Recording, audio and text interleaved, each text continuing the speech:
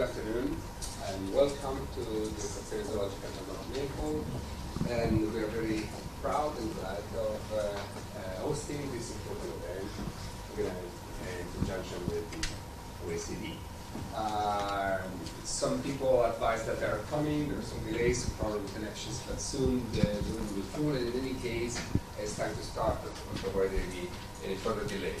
So I'll ask the representative of education and scientific research, full disposal to bring the regards of the Ministry of Education. So please, give the floor. Thank you, Roberto.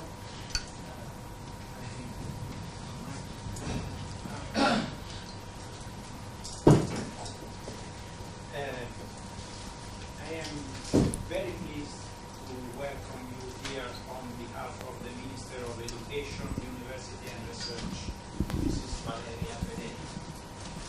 I was authorized by Professor Danovaro to speak for 5 minutes, but it will be shorter than that. Our ministry decided with enthusiasm to take part to the OECD project on the ocean economy and innovation on the basis of global as well as national considerations.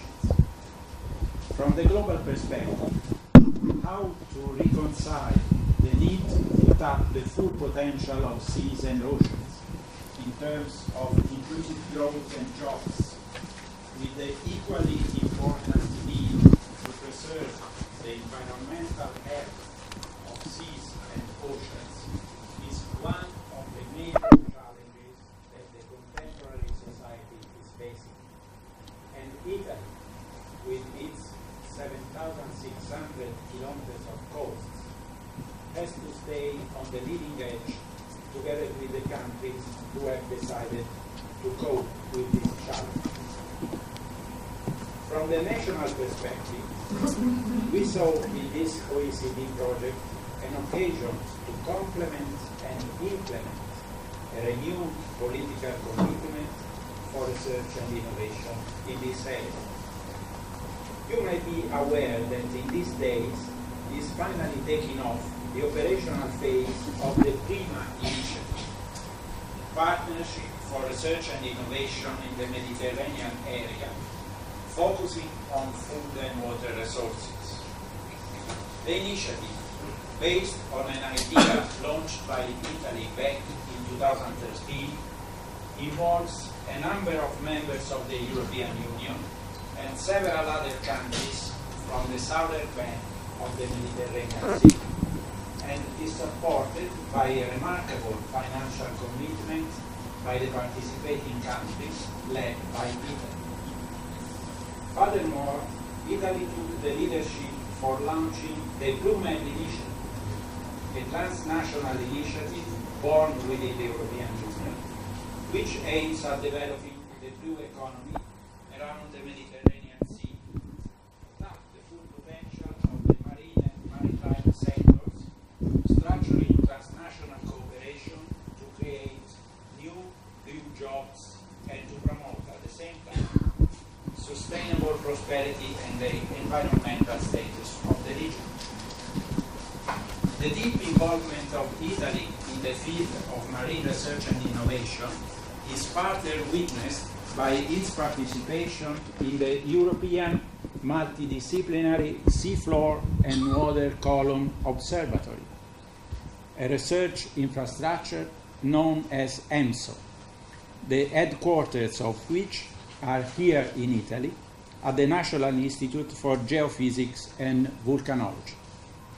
Besides that, our host institution, the Stazione Zoologica di Napoli, is one of the main nodes of another important marine research infrastructure, the European Marine Biology Research Centre, EMBRC.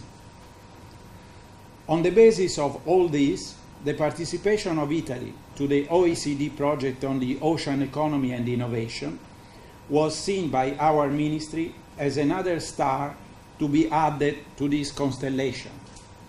But we also clearly perceive two associated risks. One risk is fragmentation. Fragmentation is a predictable consequence if these diverse initiatives are conceived by the participating Italian research and innovation partners as closed clubs, as their private vegetable garden. The other risk is unnecessary duplication, which is as well a predictable consequence if the leaderships of these initiatives do not make the effort to share with each other the respective strategic agendas, to identify possible overlaps to be suppressed and complementarities to be fostered in full compliance with the principles of open science and open data that the OECD is consistently promoting. In conclusion, Italy, and in particular our ministry, congratulates the OECD for having chosen this meeting as the first of the list of the project's selected meetings. We are looking forward to the outcomes of the project, and we are ready to support the idea of a follow-up program for 2019-2020, provided that the two risks that I just outlined are carefully and demonstrably avoided. Thanks.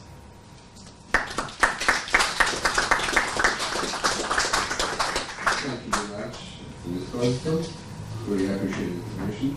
And now it's time for Enrico Padula of the Ministry of Foreign Affairs and International Cooperation. Mr. Padula, you do the floor.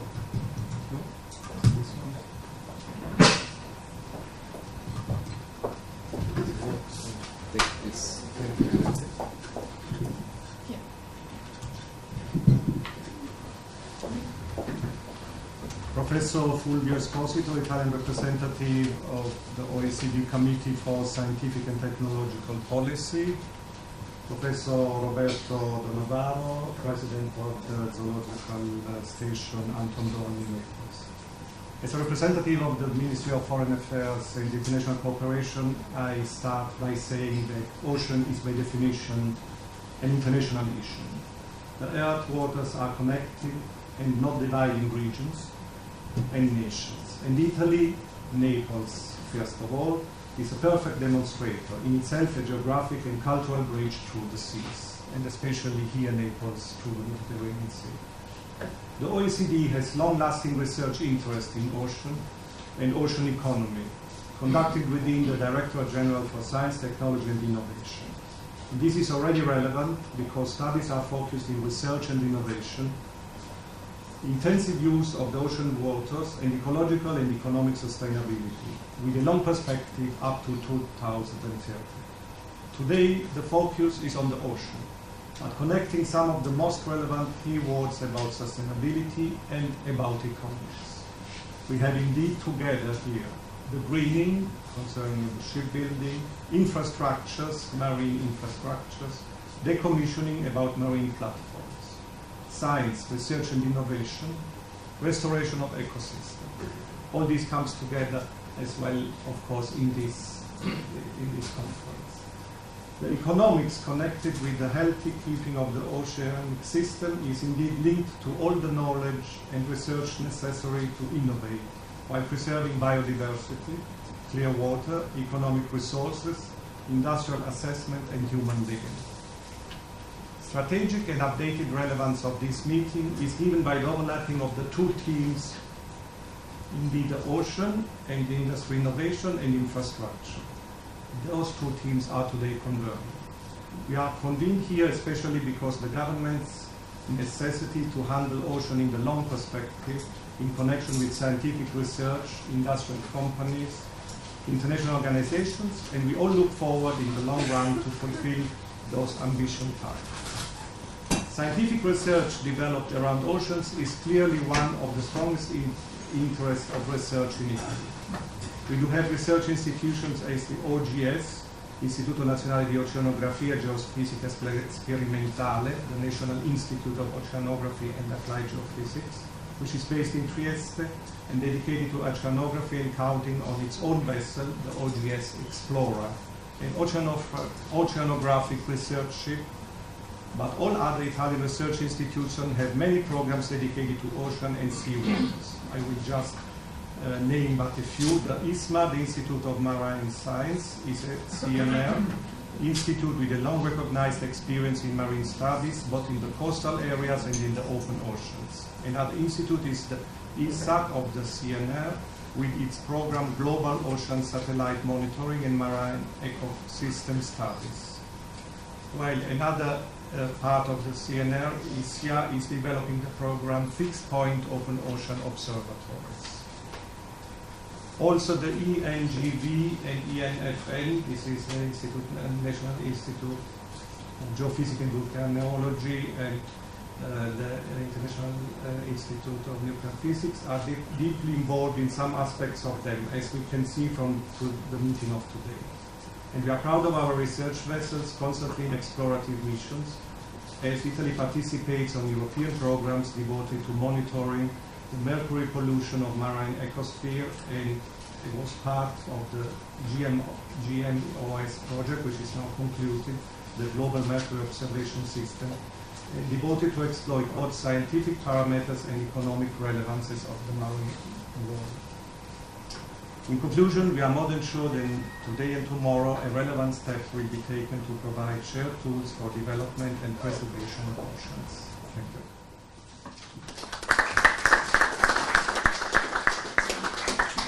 Yes, thank you, Mr. Paduran. Now it's time for Marco Gallini, who's President of the Environmental Commission on the Municipality of Naples. Good afternoon and welcome to Naples. I prefer to continue in Italian language. Okay? Innanzitutto vorrei associarmi all'orgoglio del Presidente Dohrn nel partecipare a questo importante evento e che questo importante evento si svolga a Napoli, una città che con il mare ha sempre avuto un dialogo della storia e da un punto di vista scientifico.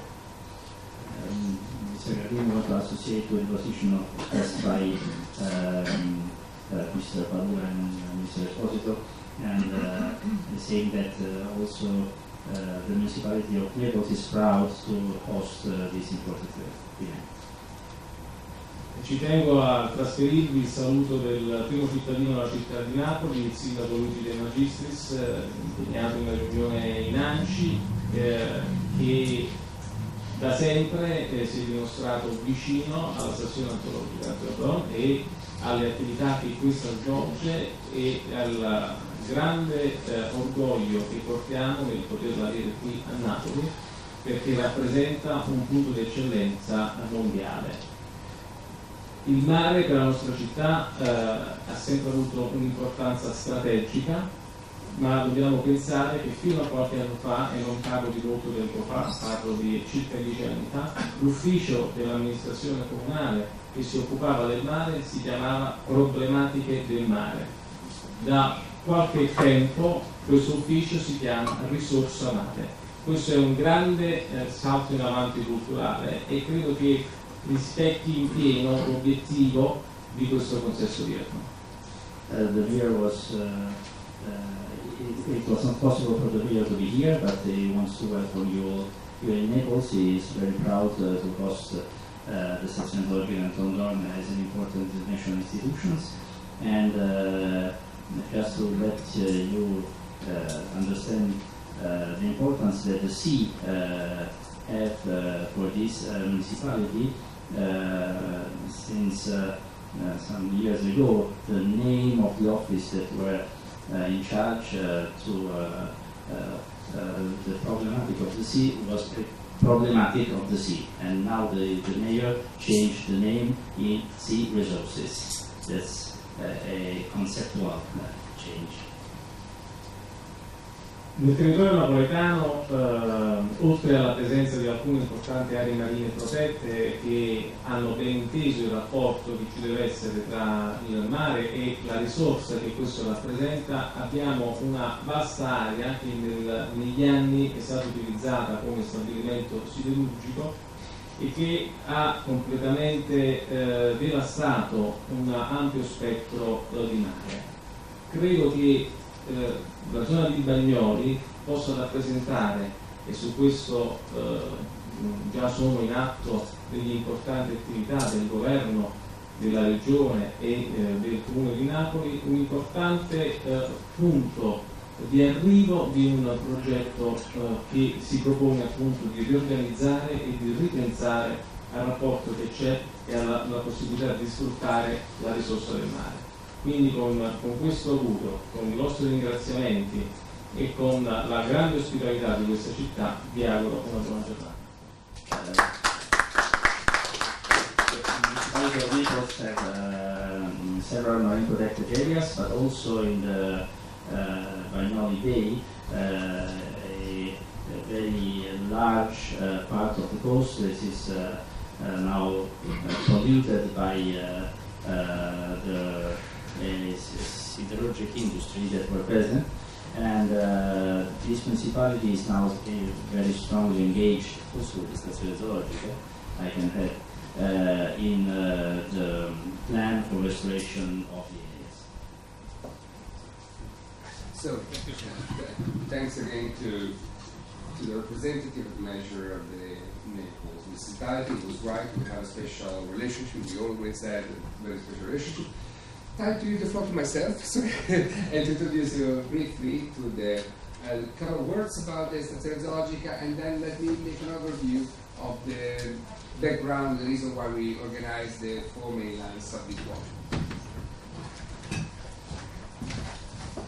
So, a few minutes ago, I was anticipating that we have a long history. We are the oldest oldest research institution in Italy, by far older than the National Research Council, but at the same time very well focused because it was founded by Anton Dohrn.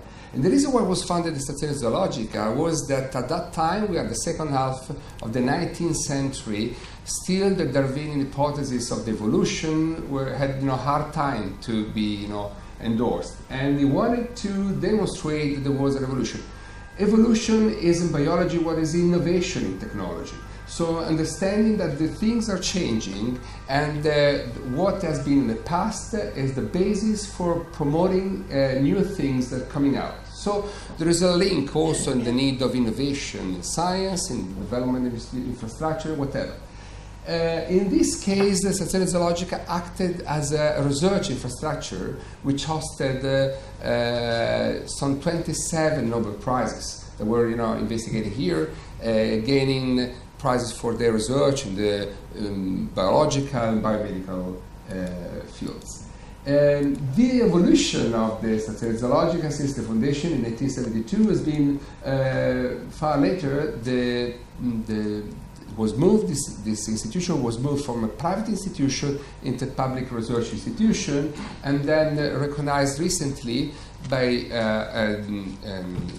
new legislation as an autonomous center for development and research. And now we have a new statute that allows us to engage and work as the academia, as the university do, with a certain autonomy with respect to research and activities. Historical mission the mission was in the past to provide infrastructure. Was anticipating for decades the scientists were educated, formed, and had opportunity to develop new research here. And then now the mission is devoted to the basic and applied research, marine organisms.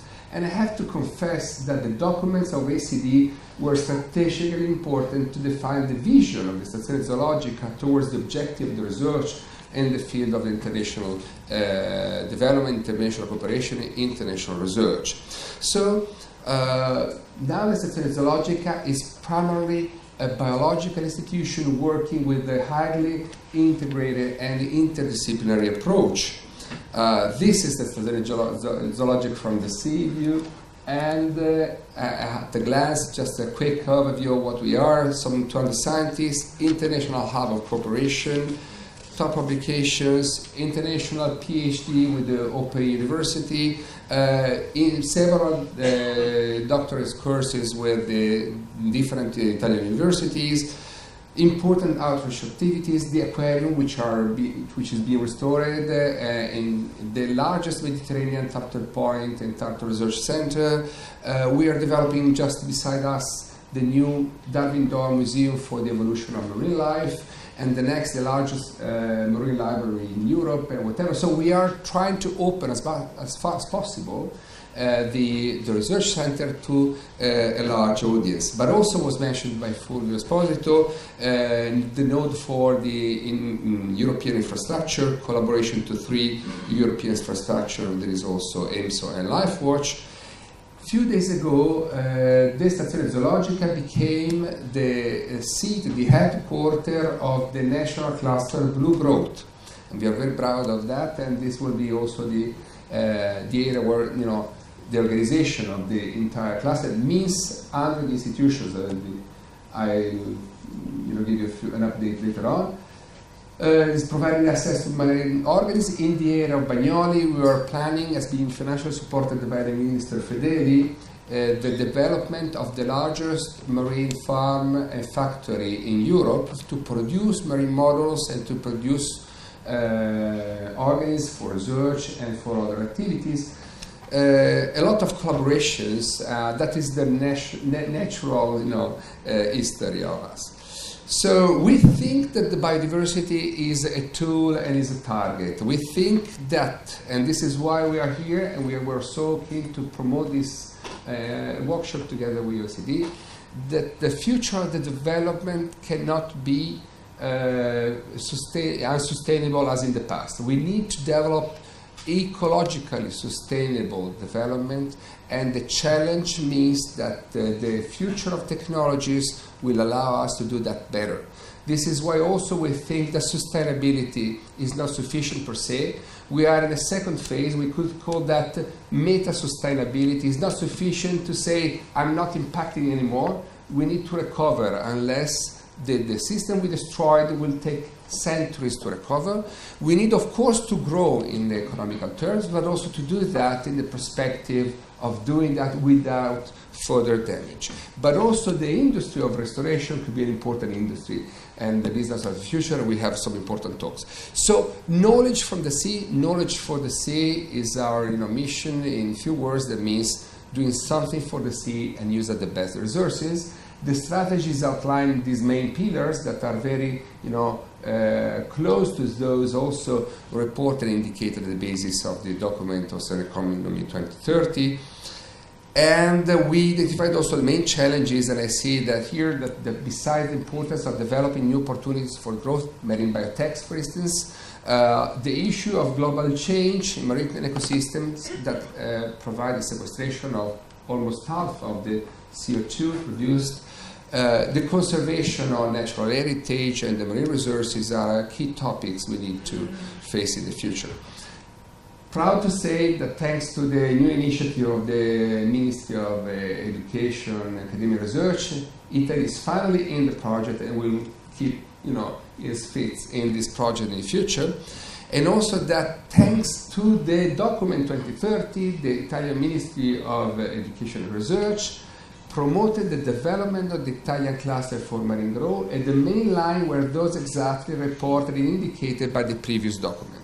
This is also why we're keen to contribute and collaborate to the next steps. On the basis of that, an important budget, funding from 300 to 400 million euros have been dedicated, to which at least 30 million euros right now to start the project of the first initiatives. And also that we see this in a broader perspective of the bioeconomy, in which there is a national document prepared by Professor Fabio Fava, to which we contributed for the contribution of the marine economy to this. Of course, there are big challenges in that. We also contributed to the document that is being prepared by UNESCO on the food from the ocean in the future and other issues together with the Academia Europea. There is a bigger opportunities for new materials from the marine environment, marine organisms, the new opportunities for mimicking the marine life and exploiting opportunities provided by this form, but also important opportunities for human health, new products, new bioactive molecules and so forth. We cannot exploit everything at the same time, so we define some, together with OECD, some main lines that are those, defining the route for this workshop, but we do hope that the other challenges, other opportunities will be considered in future events and this hopefully long-term initiative of OECD. This is just a statement of the Blue Italian Grow, the cluster BIG, Blue Italian Grow, that is the acronym, and this is one of the projects, the two main projects that are defined within this frame. This item project, I left that in Italian because this was, that was exactly the title given, and you can see just the starter, the promoter institutions there on the background, so even important big companies like E&I here.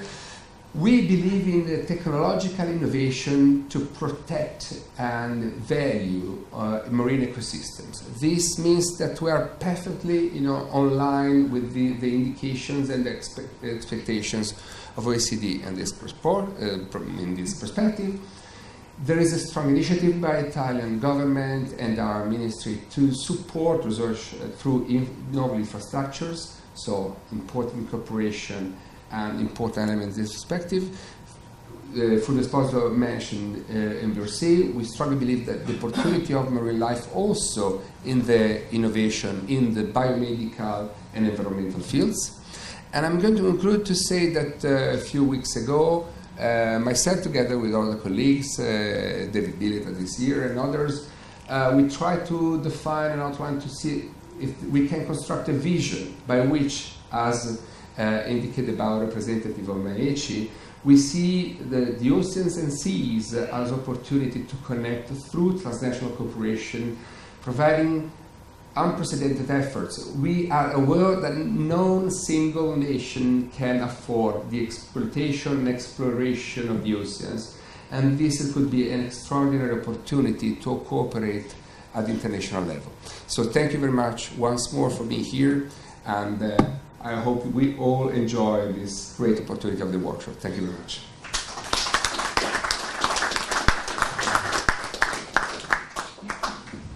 So, time to go into to put our feet into the more detailed characteristics and background of the initiative, Marco Borra, that I have to thank, especially because he's enormous work done together with Margherita Groben, allowed to organize this in a very efficient way. Thank you very much, Marco. I give you the floor. Please let us know what you can. Thank you. So I'm Marco Borra. I'm responsible for international cooperation here at Stazione Zoologica, and basically I am the local organizer of the workshop. So you have to keep in mind my face. Everything that goes wrong, every problem, every mistake, every difficulties you will have in Naples is my fault and my responsibility. On the other hand, I have to say that there's also other colleagues that help me to run all the activity for preparing the meeting. So I have to thank first the technical support of Stazione Zoologica and the technical support also for the video and microphones and all the presentation, and especially I have to thank, we all have to thank Margherita for being really behind the organization of the workshop. So everything that went well is that phase, everything that went wrong, this phase. Thank you. So this workshop is part of the large project that OECD launched last year on fostering innovation in the ocean economy, and the project will be developed through four main arguments to explore the role of scientific advances and enabling technologies in driving innovation in ocean economy, to investigate the emerging patterns and platforms of collaboration in innovation among different marine actors, to extend the frontiers for the use of economic evaluation, analysis and tools into areas of ocean-related activities, and to analyze the role of public sector and impacts of policy mix in boosting innovation in ocean economy. Especially the meeting that we are opening now will be focused on linking the economic potential and marine ecosystem health through the innovation. The workshop is a 2-day workshop, and will be it is organized in 4 main sessions. The first one will be on greening of shipbuilding and marine infrastructure.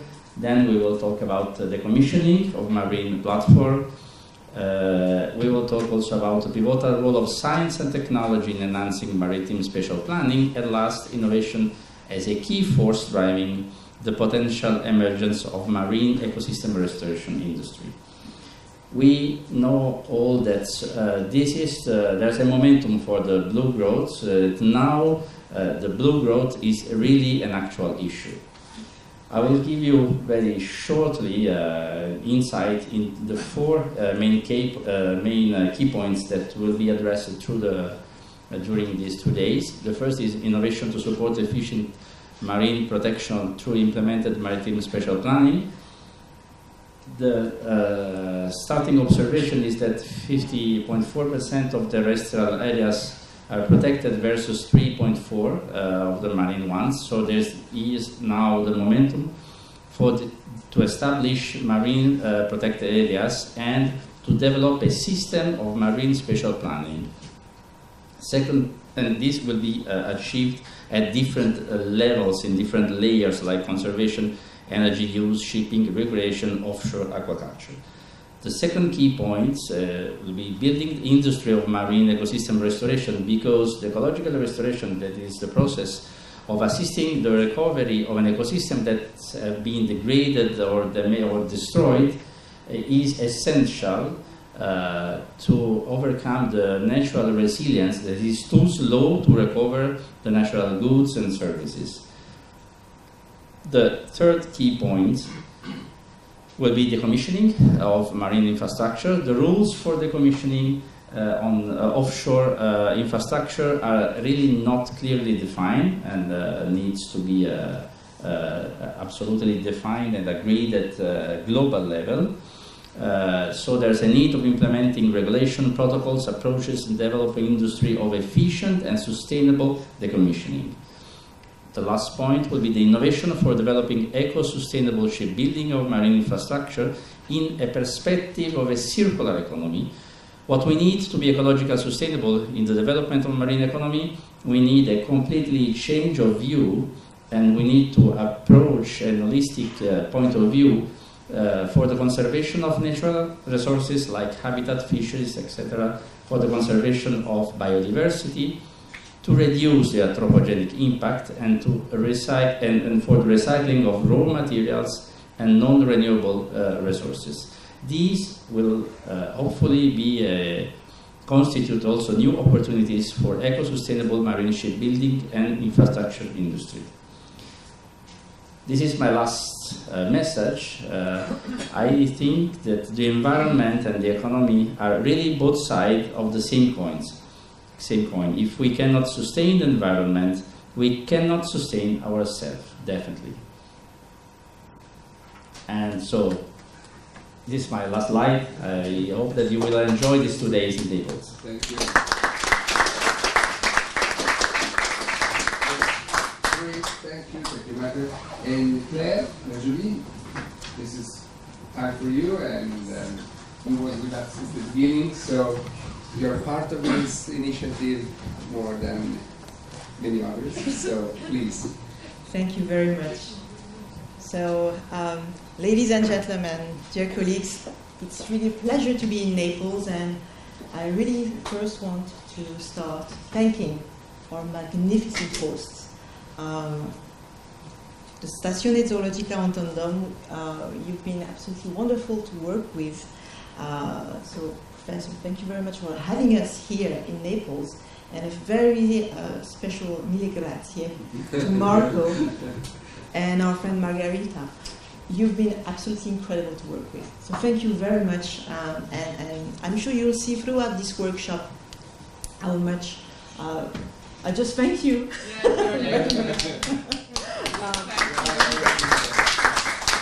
And the quality of the presentation and of the entire event, thank you very much for your support in this. This workshop actually grew out of a meeting that we had in Rome back in May 2016. even before we launched this project in December 2016. And Professor Esposito, from the start, we wanted to be as inclusive as possible, not to duplicate anything that was happening. And we were very keen and very grateful to meet so many stakeholders from Italy to actually ensure that many of the actors that would be included in this 2-year project were the right people. So from the start, it started quite well. We, I think, agree that the oceans are, seas and oceans are very important on the agenda of many of our policymakers. Simply a week ago, there was the meeting of the science ministers of the G7, and indeed, again, the seas and oceans were one of the key topics that was discussed. So the starting point for this workshop and for really our program of work of the OECD linking innovation and the ocean economy started with this report that I'm sure you're all aware of. As part of the findings, we found indeed that the ocean economy has 2 main pillars, and that from the start, that was really something new, I would say. Coming from the OECD, we really see the ocean economy relying on ocean-based industries and marine ecosystems. One cannot work without the other, and they both impact each other, of course. We selected some 10 ocean-based industries as proxies for the ocean economy, because as you may know, the OECD is well known for its economic indicators, statistics, but also its policy recommendations that come out of evidence-based information. So to be very, very conservative with our first approach to the ocean economy, we first mapped some 10 ocean industries. And many of these that are mentioned here will be tackled during the next 2 days. At the end of the day, we found out that with 2010 as a base year, this ocean economy, very conservative, was already representing 1.5 trillion USD. That's more or less the equivalent of the economy of Canada. Projecting these numbers to 2030 with some modeling, we found that this particular size would basically double by 2030 to 3 trillion USD. That's the equivalent of the economy of Germany. Meaning basically that the potential is enormous for many of the different sectors. So I won't go into all these details, but at the end of the day, and as I mentioned from the start with our definition of the ocean economy, it relies on a healthy marine ecosystem, which is already under pressure on various fronts, and we'll hear that over the next 2 days.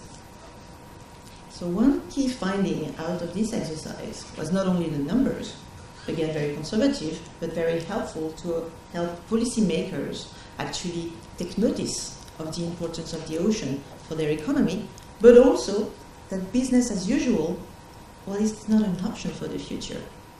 Down the road, we could make, a number of industries could make quite a nice profit, and that's very important. But we need, and I guess, Professor, I agree with you, we need to think of sustainable activities, and beyond that, actually protecting and recovering some of the ecosystems that have been actually under much threat. In order to be very pragmatic, we recommended basically 3 approaches that really needed to be strengthened. We need to strengthen the information base. We need more data. We have a lot, but we need more data and better ways to harness the data coming from the ocean. We need a better use of economic analysis and incentives. We have many tools that are maybe not used well enough yet. And, very important element, we need to better harness science, technology, and innovation. There are many things happening around the world. Are we doing the best use of innovation? So we have currently a program of work that Marco already presented with an original focus on innovation for a sustainable ocean economy. This particular workshop feeds into different elements of this program of work. Scientific advance on enabling technologies, in driving innovation, emerging patterns and platforms of collaboration. Via this particular theme of research, we have launched a special exercise to look at innovation networks with major hubs that consist of publicly funded research centers. We have quite a number of international case studies that we are building up, and Naples, particularly this institute, will be one of the case studies in this exercise. We hope to be very original in some of the findings that we will have, and that will help the research centers, but also more generally the overall community. As case studies, we will have Scripps, for instance, and some of our colleagues from the UK, but come back to that, and quite a few others from Asia and other parts of Europe and North America. So very international, original project on innovation networks. So you see, we have this 2-year program that I think is very important in order to help policymakers get a better sense of the importance, of course, of science, of public research to support the ocean economy, but also of innovation, spurred very often by the private sector. So there are many lessons learned, I'm sure, that could be very, very useful right now for policymakers. So our workshop agenda is really fitting in these different elements. And we're very happy to have in this room representatives of international organizations, of academia, some top researchers, I may say. We have also a good presence of industry, because the ocean economy's future relies a lot on some of the decisions in investment that will be made by the private sector. So a final slide here, just to showcase how the ocean economy has become an important topic for the world and also for the OECD. So we will have this year our first ever Ocean Economy Week in the OECD. That's building up on the report that I mentioned earlier in my presentation. But I think that will also help out spread the word, I would say, on the importance of the seas and oceans to diverse communities, particularly in policy making. So thank you very much for being here today in this beautiful city of Naples. And thank you again very much our hosts, because you've been incredible. And I really look forward to having some good discussions with you on the topics that we identified here. So thank you very much.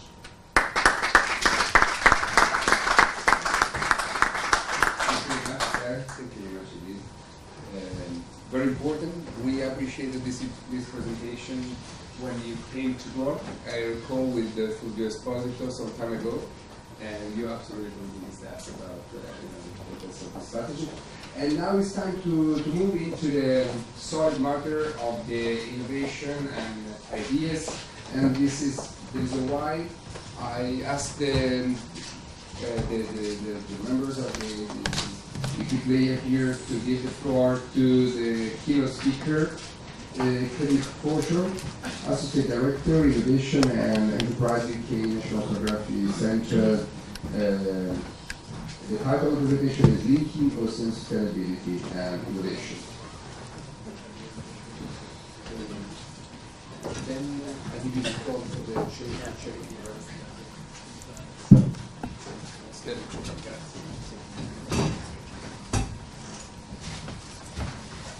Thank you very much, everybody. This is a huge honour for me. Thank you to Claire. Thank you for the OECD for giving me this opportunity. I'm one of those slightly awkward people who uses a Mac, and you know, sometimes this is good and sometimes this is bad when the Mac won't talk to the PC. So if you give me a couple of seconds, we're just going to try and get this sorted.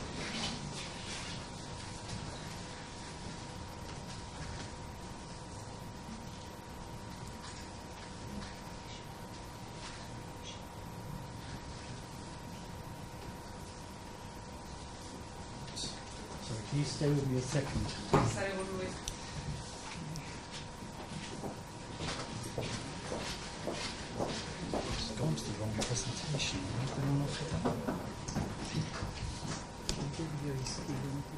Right, while we're trying to sort this out. So my role at NOC, I head up engagement with industry, and increasingly now we've got an even bigger team that is taking our outputs of marine science and the innovation from marine science, and we're now applying those into industry.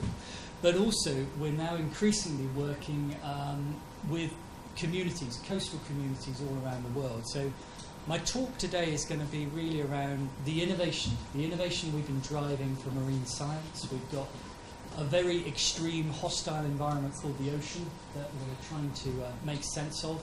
So we've had to make some pretty spectacular innovation developments in robotics and sensors. But also now, increasingly, we're applying those benefits. Oh, thank you very much. So we're now applying those benefits not just to industry, but the innovative solutions that industry is developing can now also be applied to these social communities right around the world. So how are we looking?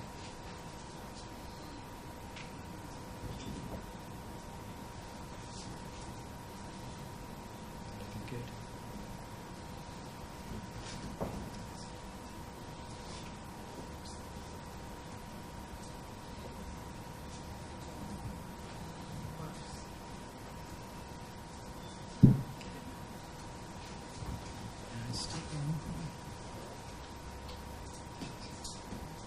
Can we go back to plan A? Yeah, plan A on there. That's my presentation. Yeah, sorry, we've still got some technical issues here.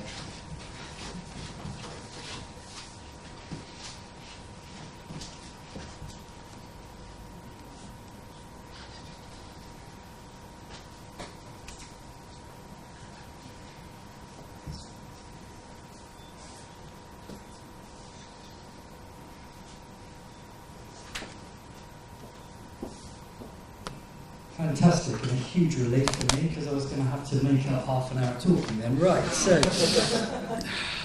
Here we are.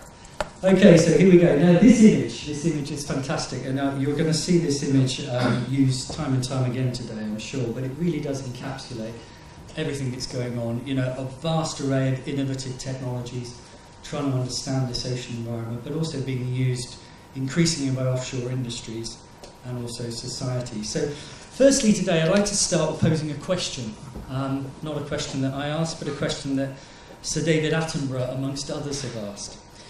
And that is, why is planet Earth called planet Earth when 72% of the surface is clearly ocean? And I think, you know, this is a very important point, and I don't have to explain to any of you here today that we are, of course, wholly dependent on the ocean. But as the human population increases towards 9 billion, the harsh reality and the fact we've all got to face is that the land cannot sustain this growing population. And so the ocean now is increasingly being viewed as a resource for food, energy, but also mineral wealth. You know, mineral wealth is rare earth minerals such as tellurium, are these things, our mobile phones, but also used in offshore wind power generation. So arguably we need the deep sea minerals to allow us to hit our renewable targets.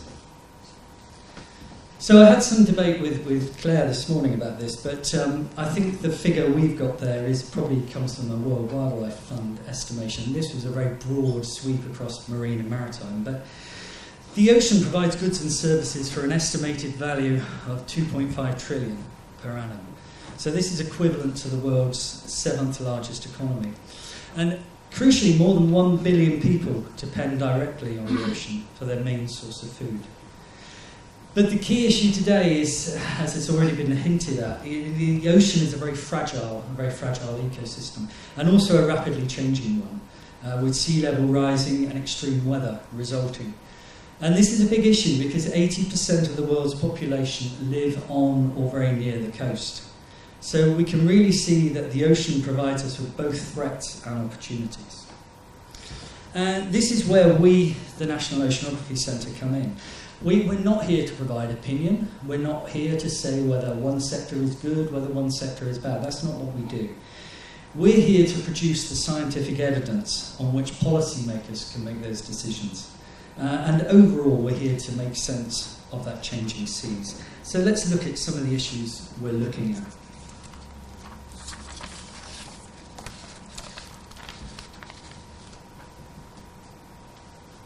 So firstly, sea level rise. So if you look at this screen, you will see there a wall.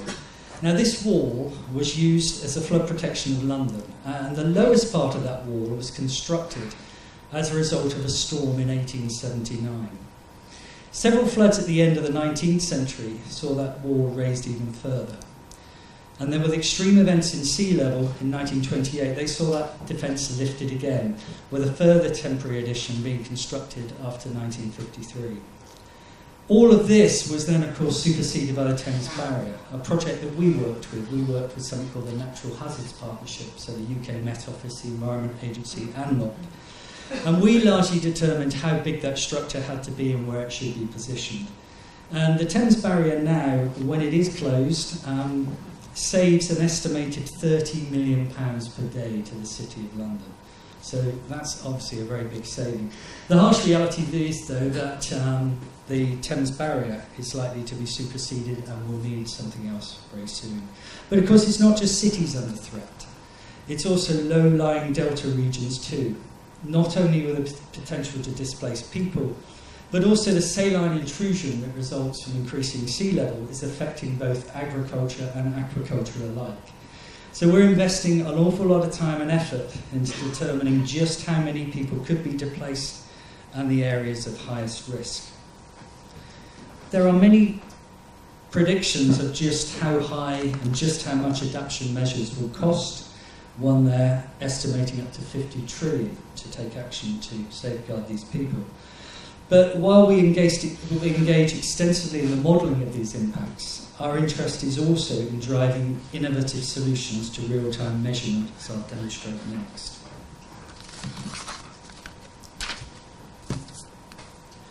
When a signal is received by a GPS antenna, the signal often reflects off nearby objects, which causes interference of the signal. And this is measured as signal-to-noise ratio. So if the reflecting surface is flat, then the interference patterns are periodic and depend on the height of the antenna to the surface, and in this case that surface being sea level. So this is just one example of how we're using a highly innovative way to actually measure that sea level. Another issue of great interest to us scientifically is carbon flux, and understanding just how much atmospheric carbon is absorbed by the ocean. This is currently estimated as 26%. Of course, luckily the ocean is providing us with this, with absorbing CO2 at the atmosphere, so we do not get the atmospheric build-up so quickly. And this is obviously reducing global warming, but our interest is how long will the ocean continue to absorb this carbon. And of course, the byproduct of that is a more acidic ocean, and a more acidic ocean then affects the species within it. So this is just another example of some of the research that's very key to us at the NOC. This next slide clearly illustrates the problem we face as an Oceanographic Research Institute, and actually starts to get towards the point of my talk today. And if we look at the red plots on the left there, you'll see that if they're taken in isolation, they seem to clearly illustrate a trend. And this is a trend that we rather embarrassingly published a scientific research paper on in collaboration with others. And this trend seems to suggest that the Atlantic meridional overturning circulation is actually starting to stop. But of course, in reality, it doesn't, because the AMOC is in reality a cycle which occurs over many tens of years. This is obviously very much affecting the weather, and particularly that of the UK. And we're now starting to actually make progress around the direct link between what is happening in the oceans of South America and the extreme weather event that may occur 12 months later, as illustrated as that runway in Heathrow, the jet stranded there. But getting to my real point of the talk today, and this is really a question, and coming back to that need to take measurements in the long term, how do you gather those measurements in what is a very, very hostile environment? And the answer, of course, is by staying at the very cutting edge of technical solutions.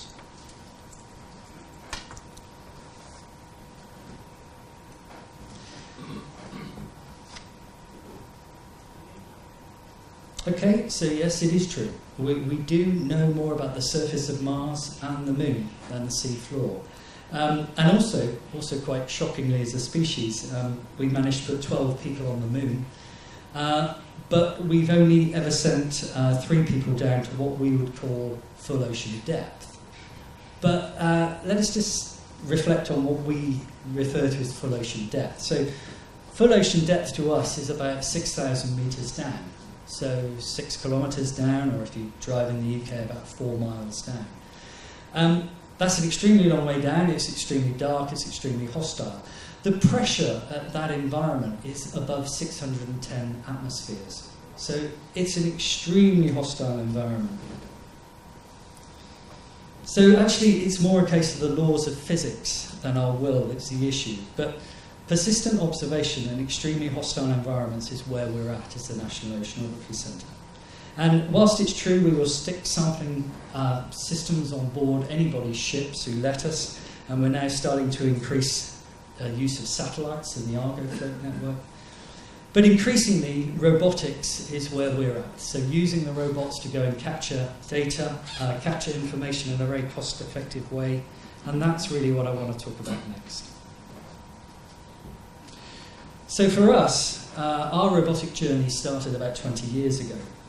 This was stimulated by a joint US and UK project, starting to look at understanding how the warming ocean temperature, so the warming seawater, is actually starting to melt the polar ice from below.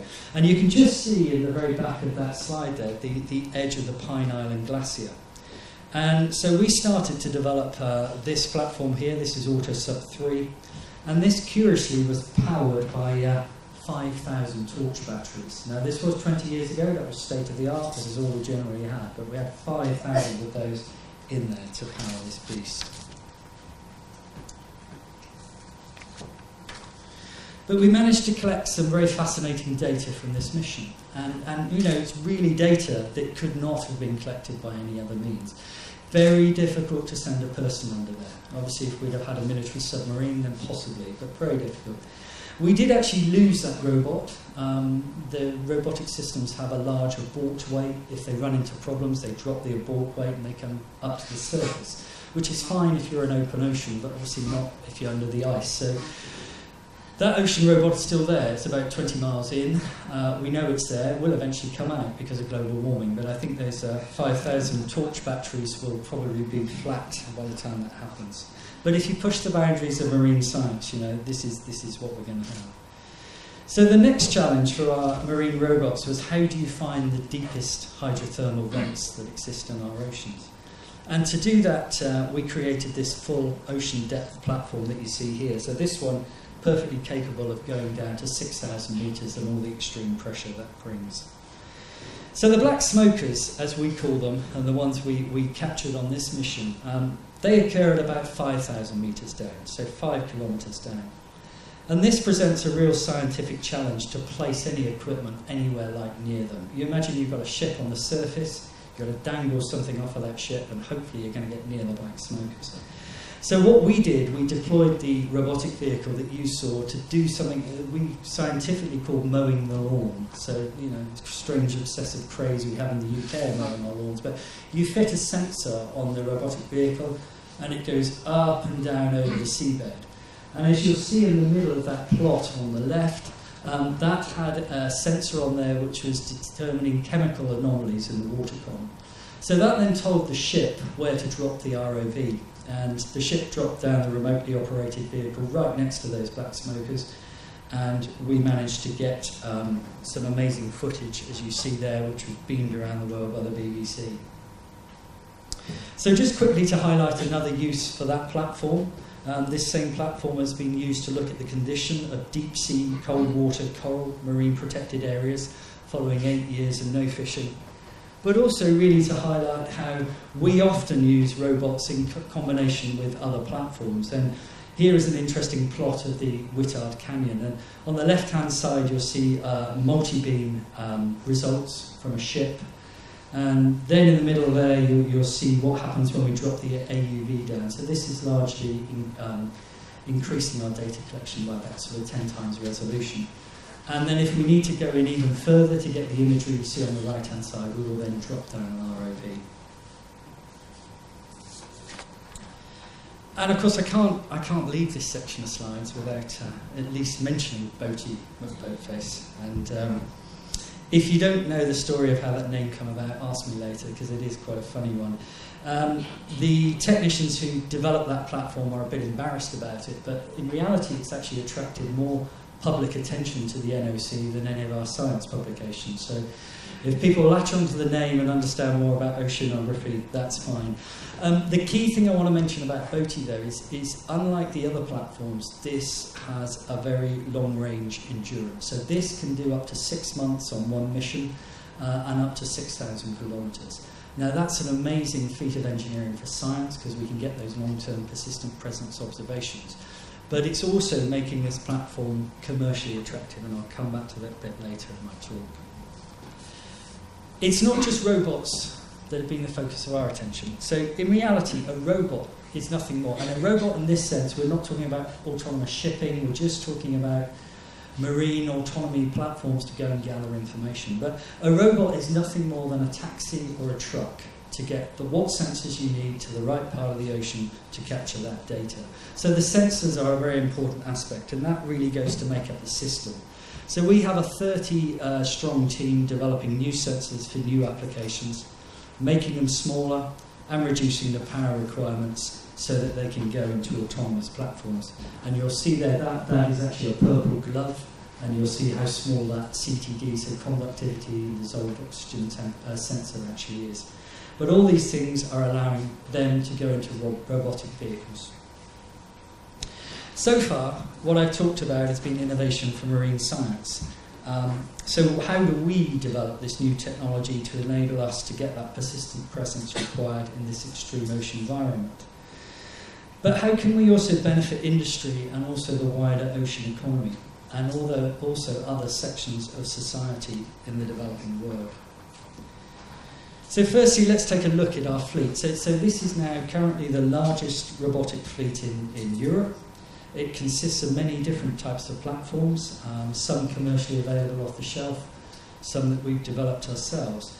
But it wasn't always this comprehensive, and we did used to have gaps in this fleet. And so this was about 5 years ago now, and in the UK we have something called the Small Business Research Initiative. And this is really where public sector departments, government departments have a specific need where a commercial solution doesn't exist. And this specific need, and this was shared by the UK MOD, was for a long-term, long-range, persistent presence surface vehicle. So companies were challenged, and several companies responded to this, and we offered out £50,000 proof of concept studies to 6 of those. And they were then down-selected to the 2 most promising projects that were then taken forward. You'll see at the top there, that's the ASV Sea Enduro platform, and the one at the bottom is Autonaut, made by Most. So science need again for a platform that didn't exist. We challenged industry to create that platform, they delivered, and those companies in the UK are now selling and exporting these platforms around the world. So a science need that led to innovation in industry. And that example of engaging with industry was so successful that when we received further funding from the UK government in 2014 under something called the 8 Great Technologies Initiative, we allocated 3.5 million of that for the development of the Marine Robotics Innovation Centre. Now this combines a 4-stage approach. So we've got supported office as an open plan hub, there's private offices, there's workshops, there's all the testing equipment that you could potentially need. So what we're doing there is, in that supported environment, is we're building a community of innovative companies. So far we've got no duplication. Some companies develop platforms, some companies develop power, some companies develop communication. So far we've got this community that come together, and this community coexists with the NOC technicians and engineers, those crazy people who develop those platforms to go down really deep and under ice. So that community existing together means that we can transfer a lot of the knowledge about how we've conquered problems into those companies. And in NOC, we have very good relationships with the end users of marine robots. So oil and gas, yes, offshore renewables, emerging sectors such as deep sea mining. And what we're able to do is bring those end users together into that innovation centre to actually articulate what they need. Because often in innovation you have a problem of there's a mismatch between tech push and actually the demand pull for that technology. So what we try to do here is break that down. So we try and get the end users to articulate what they want, and we then assemble a consortium of the willing, so a group of companies comes together with a group of our engineers, and then we leverage the R&D funds that may exist. So there's a lot of R&D funds in the UK for robotics, but there's also sources in Europe. And this really has been so successful that in just less than 2 years, we now have over 24 members. And you'll see by the logos on the wall there that they're a mix of large company end users, the big oil and gas companies, the big defence companies, and the small company developers who come together in consortia with our engineers working on those R&D projects. And currently we've got R&D projects taking place in that innovation centre valued at over £10 million. So there's quite a lot of activity going on with those members. And let's just take a look at some of those now. So there's 3 projects there. I'll quickly tackle the middle one because that's really easy. As I said earlier, when we started making robotic vehicles 20 years ago, we started using these things, the D-cell, the torch battery. We then went to lithium-ion. Lithium-ion's great in terms of how much power it produces, but as you're probably aware, when you're flying on aircraft, certain mobile phones can't be taken on aircraft now because it's very unstable chemistry. So lithium-ion has its advantages, but has its disadvantages. The one we're working on there is lithium-sulfur. So lithium-sulfur has been used in electric vehicles, a very large market, and we're now currently marinising that. So we're taking it down to 6,500 metres to see how it's going to perform at full ocean depth. The other 2 projects, this one is a great one. This is making a very low-cost AUV, autonomous underwater vehicle. You'll see there, that thing is about ½ a metre long. The target cost for that is going to be less than £10,000 each. Now, a lot of the commercial platforms we buy at the moment are, they start at about £150,000, just to give you an idea, so 150,000, €560,000. So actually bringing something to market that's less than £10,000 is a real game changer. If you recover most of these, that's great, but the idea is you can deploy these in a swarm. You can put one type of sensor on one, another type of sensor on another, and they can be deployed in a swarm. Another project, and this is the animation that won't run, this is what I was trying to do earlier but failed. So this is a pipeline inspection system, and this is the ASD surface vehicle, and this is deployed from shore with our underwater vehicle. The problems under the water are communication and powering, and with the surface vehicle above, that allows the underwater vehicle to be located exactly on that pipeline, but also upload the data it captures to that surface vehicle as a comms gateway. This one is also very interesting. It's about carbon capture and storage, so capturing carbon dioxide at source from a power station and then injecting that into porous rock underneath the seabed. Porous rock where oil and gas may have been taken from. So a very good thing to do, very sensible thing to do to slow down the build-up of atmospheric carbon dioxide, but only if that carbon dioxide is not leaking out from its repository under the seabed.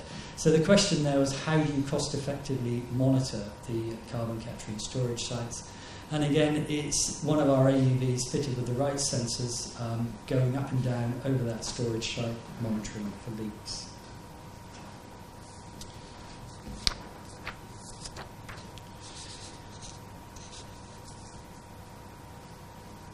So under the Commonwealth Marine Economies Programme, we have been working with many small island developing states. So it's not only the transfer of this knowledge to offshore industry, it's also the communities in poorer parts of the world that are now benefiting from this technology. So under this programme, which is specifically looking at Commonwealth Marine Economies, we're looking at several of the UN Sustainable Development Goals, particularly SDG 14. But some of the stuff we've been helping these countries to do here around delivery of habitat maps and monitoring of marine protected areas, but also capacity building to the Seychelles fisheries with regards to harmful algal blooms, and also novel sensors to enhance the conservation and sustainable use of oceans reflected in UNCLOS. So as I've already touched upon, survey vessels, they're quite an expensive way of capturing data. Some of our marine platforms, marine autonomy platforms or robots, we reckon they can capture data at 4% of the cost of a traditional ship-based survey solution. But in the same way as many parts of rural Africa bypass the need for wired telecoms and jump straight to mobile, we're now hoping that it might be possible for small island developing states and other countries with a coastline to not go down the survey ship route and just jump into the autonomous inspection route that you see here. So this is a group of robotic vehicles and everything you need to operate them in a couple of ISO containers that can be transported wherever they're needed around the world. 3 weeks ago, I had the absolute pleasure to be in South Africa, and I spent a lot of time there working with the squid fishing industry, and some of the 30,000 dependents that rely on this sector for their livelihoods. For those who don't know, this is a massive industry in South Africa, the fourth largest industry on the coast, with all of their catch being exported largely to Europe. The problem they're facing is that every few years the squid harvest is now failing. Now, they don't know why, and to be honest, at this stage, neither do we. But the result that happens when that squid harvest fails is that there's an awful large section of the community that do not have any income at all. So you get a lot of protests and a lot of riots that take place. So what we're starting to do is now throwing the latest technology at this problem. Ships, yes, but also a range of autonomous vehicles and a lot of remote sensing technological thinking via satellites. The core proposition here is environmental change, and this array of highly sophisticated thinking will start to piece together the ecological and biophysical interactions of the ecosystem and start to develop a probabilistic early warning model that will enable the government there to take mitigation actions to safeguard the livelihood of that community. So, thank you for listening. If there had been more time, I would have talked about other areas where we're pushing boundaries in innovation, particularly around shore-based radar and how we're using that to help offshore renewables. But just to conclude, to make sense of these changing seas, which are both potentially a threat and an opportunity, an economic opportunity, we have had to innovate at the cutting edge. We could not buy commercially available solutions to do the marine science we have done. And some of our needs as a marine science organisation have stimulated innovation in small and medium-sized enterprise, leading to new product development, which is being sold into the emerging blue economy. And now, via the Innovation Centre that is now flourishing, we're increasingly transferring the knowledge of how to develop solutions for extreme ocean environments to many other companies. They're developing solutions for oil and gas, offshore renewables, deep-sea mining, and many other sectors.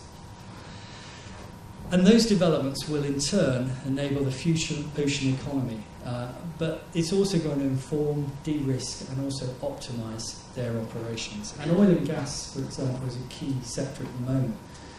It's a depressed sector, but what they're trying to do is drive out the cost. So they're trying to drive out inspection costs, and they've got stated targets for reducing inspection costs, which is leading to the solutions we're developing for them. But those developments, and I think the last and very important message, is that they will also benefit society, particularly those in coastal communities, both by informing policymakers, but also helping to assist those specific communities in small island developing states and also other ODA target countries. Thank you very much for listening.